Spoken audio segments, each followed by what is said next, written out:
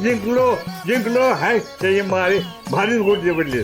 आता हिंदी पाहिजे ते बघायला काय काय नाही म्हटला भारी. तिला हाताळता सांगितलं की नाही अण्णा. आज सकाळ सकाळीच गोट्या धरून बसलाय. अरे गप तुला काय कळतं यातलं. गोट्याच्या खेळात काय मजा आहे ते आम्हाला माहित. अहो चला ना सुनीलराव, चला ना, देते ना चाटायला. काय अहो दही साखर म्हणते ना मी.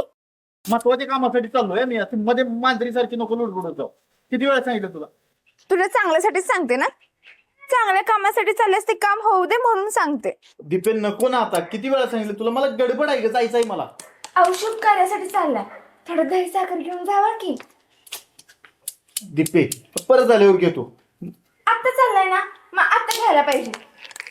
ए सुनील, आवरलास का? केव्हापासून फोन करून बोलवतोय, आतापर्यंत आवरला नाहीस तू? ते बघ आला बैल. म्हणलं ना तुला महत्वाचं काम आहे. ए बैला, तू तर नेहमी चुकीच्याच वेळेला येतोस बघ. आता गावभर इरड करून आलात ना. तेव्हा माझ्याकडे आलायस आता. लय भूक लागल्या, काहीतरी खायला दे.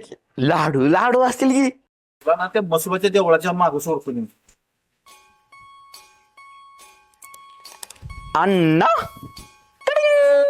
काय रे बैला, काय करताय? दिसला तुला का खेळतोय मी ते. आज सकाळी सकाळी गोटे घेऊन बसलाय. मुडद्याचं तोंडाला हाड आहे का रे. का ग कुठे दिसेन आलं? का गेली तेवढ्यात. नाही म्हणजे ते असले तर त्यांनी गोट्या धरतात ना तुमची. काय वाटेल बघ तुझं रे. जाड्या बैला आम्ही खेळ खेळलो नाहीतर एक वेळ एवढा बसतो.